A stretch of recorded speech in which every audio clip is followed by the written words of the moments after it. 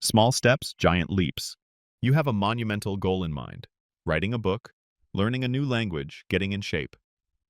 The sheer scale of it looms before you like an unclimbable mountain, making that first step feel impossible. The initial burst of motivation might get you started, but sustaining that intensity when the peak is still far out of sight is incredibly difficult. We often think we need grand, sweeping actions to achieve significant change.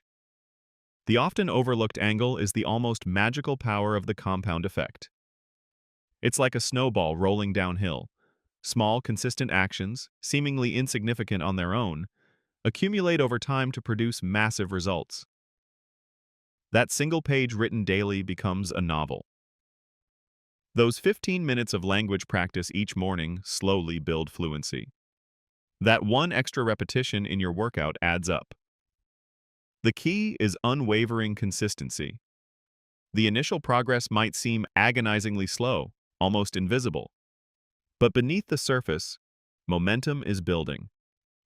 Understanding and applying the compound effect means you stop despising small beginnings and instead see them as the essential seeds of eventual, significant success. The 2-minute tackle. You glance at your overflowing email inbox, the small tasks piling up around your workspace, that quick phone call you need to make.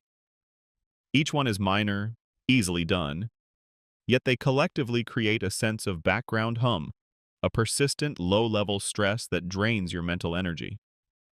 These little things seem to nag at you like tiny pebbles in your shoe. The common tendency is to procrastinate on these small tasks, perhaps thinking they're too insignificant to warrant immediate attention, or waiting for a larger block of admin time that never quite materializes. We let them accumulate until they feel like a mountain of molehills. But here's the realization. If a task takes less than 2 minutes to complete, do it immediately. This isn't about a burst of hyperproductivity, it's about preventing the buildup of mental clutter.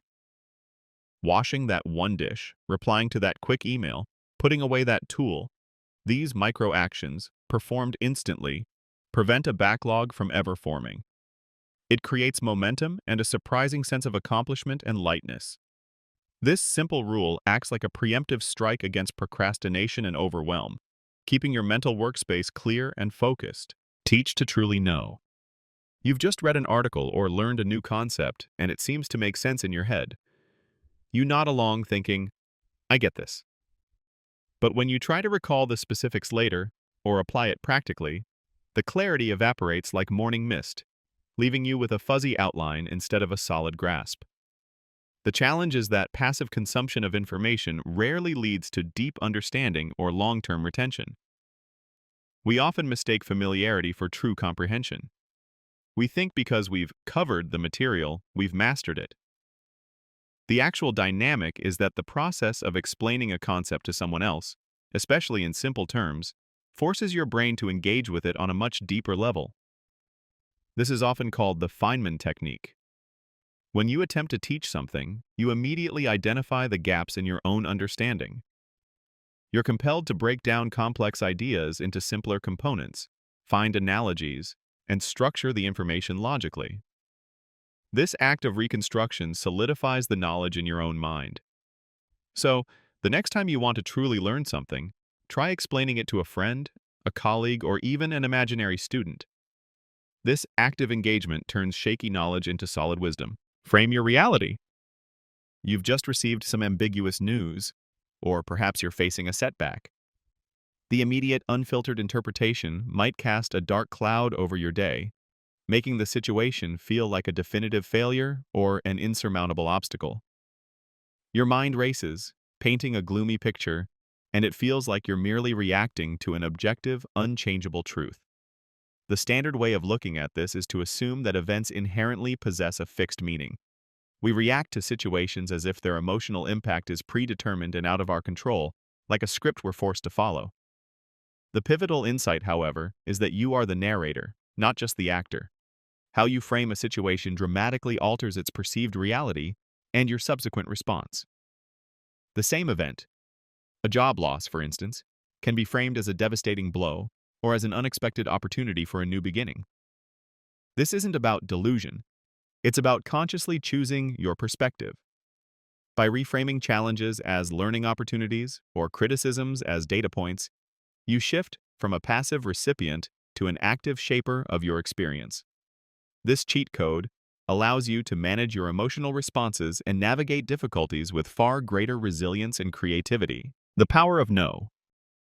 The requests keep pouring in. An extra project at work, a social commitment you don't have energy for, a favor that stretches you too thin. Each yes feels like a small thing, a way to be helpful or agreeable, but a constant stream of them leaves your own priorities gasping for air, like a garden choked by weeds. You feel your calendar filling up with other people's urgencies, while your own important tasks gather dust. The common challenge is the ingrained desire to please or the fear of missing out, leading to an overcommitment that drains your resources. We often see saying no as confrontational or selfish. But here's where it clicks. Saying no to one thing is actually saying yes to something else, often something more critical to your own goals or well-being. Protecting your time and energy isn't selfish. It's essential self-stewardship. A polite, firm no to non-essential demands creates the space needed for your priorities to flourish. It's a declaration that your time is valuable.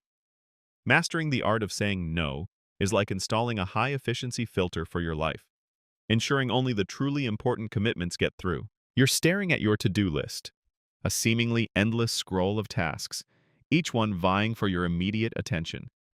It feels like you're juggling a dozen flaming torches, desperately trying not to let any of them drop, and the sheer volume is overwhelming. The common trap is to believe that all tasks are created equal, that busyness equals progress, and that every item deserves the same amount of your precious energy. This often leads to spreading yourself too thin, making minimal headway on multiple fronts. But here's the realization. A tiny fraction of your efforts often produces the vast majority of your results. This is the essence of the Pareto principle, or the 80-20 rule. It suggests that roughly 80% of your outcomes stem from only 20% of your inputs. Identifying that critical 20%, the key clients, the most impactful habits, the core tasks, is like finding a hidden multiplier. It's not about doing less, but about doing less of what doesn't truly move the needle.